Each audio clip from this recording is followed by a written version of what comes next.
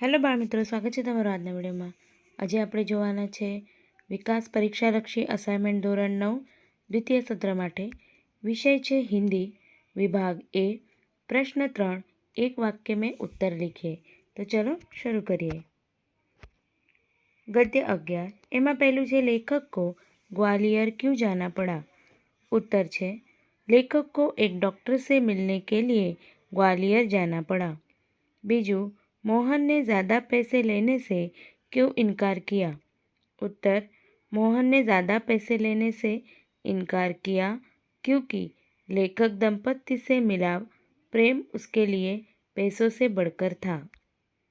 त्रीजू थानेदार की क्या विशेषता थी.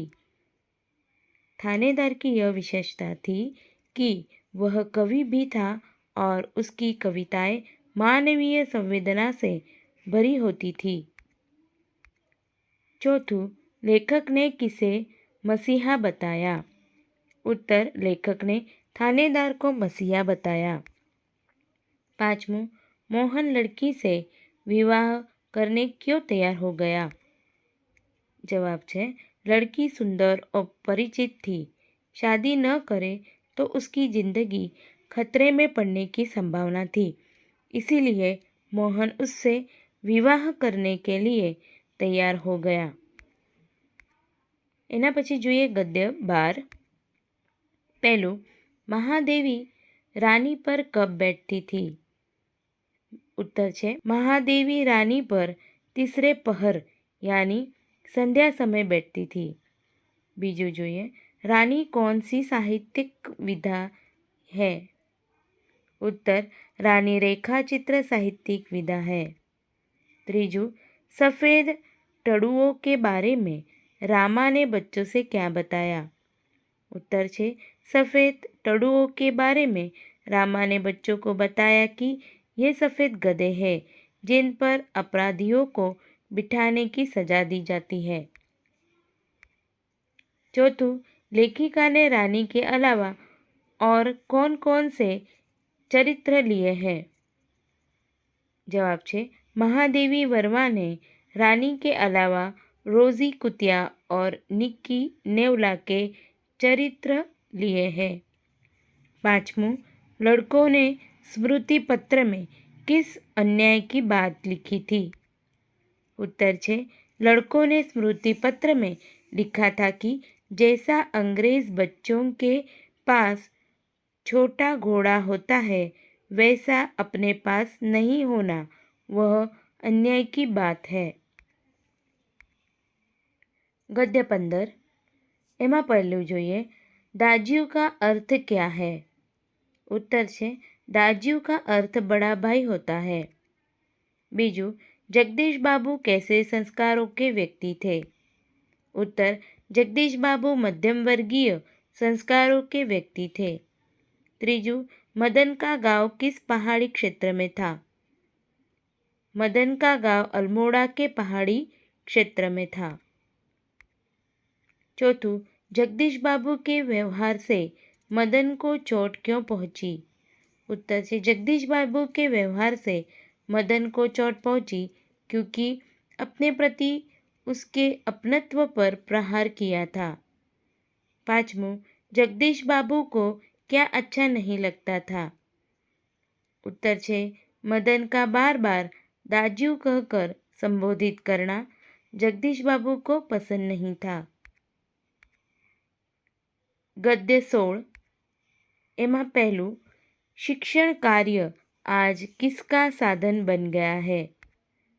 उत्तर है शिक्षण कार्य आज पेट पालने का साधन बन गया है.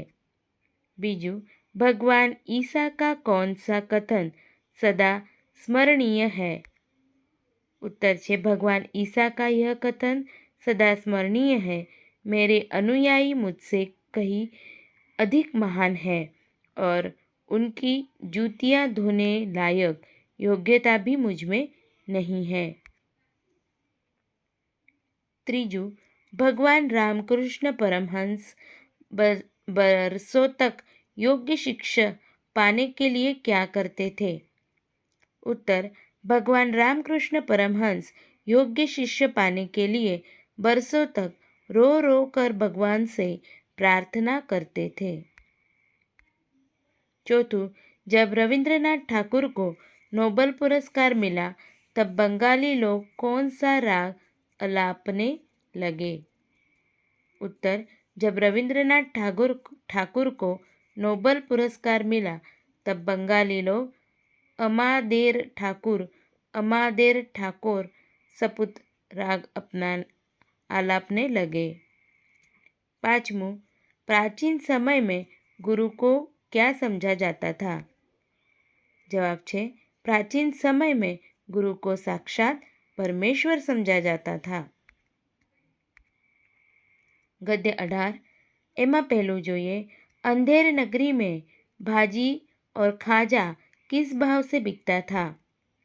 उत्तर, अंधेरी नगरी में भाजी और खाजा दोनों टके सेर भाव बिकता था। बीजू, महंत ने नगर की असलियत जानने पर क्या फैसला किया?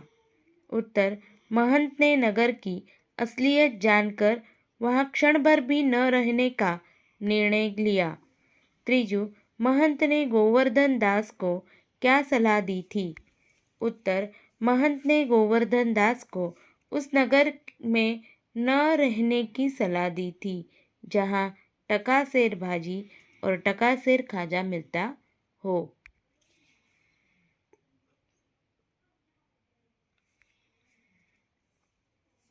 चौथों, राजा फांसी पर चढ़ने को क्यों तैयार हो गया? उत्तर, राजा फांसी चढ़ने को तैयार हो गया क्योंकि महंत ने कहा था कि उसकी शुभ घड़ी में जो मरेगा वह सीधे स्वर्ग जाएगा। पाँचवों, कसाई ने भेड़ किससे मोल ली थी? उत्तर, कसाई ने भेड़ एक गडरिये से मोल ली थी। गद्य 19 एमा पहलू, मेघदूत का नायक कौन है? उत्तर, मेघदूत का नायक एक यक्ष है। बीजू, मूर्ख युवक ने विद्योत्तमा को 2 उंगलियां क्यों दिखाई? उत्तर, मूर्ख युवक ने विद्योत्तमा की दोनों आंखें फोड़ने के लिए उसे 2 उंगलियां दिखाई। तीजू, विक्रम संवत का आरंभ किसने करवाया था? उत्तर, विक्रम संवत का आरंभ उज्जैन के राजा विक्रमादित्य ने करवाया था। चौथों, विद्योत्तमा ने पंचतत्वों का संकेत किस प्रकार किया? जवाब छे, विद्योत्तमा ने अपनी 5 उंगलियों दिखाकर पंचतत्वों की ओर संकेत किया था। पाँचवों, महाकवि कालिदास किस राजा के दरबार के रत्न थे? उत्तर, महाकवि कालिदास राजा विक्रमादित्य के दरबार के रत्न थे।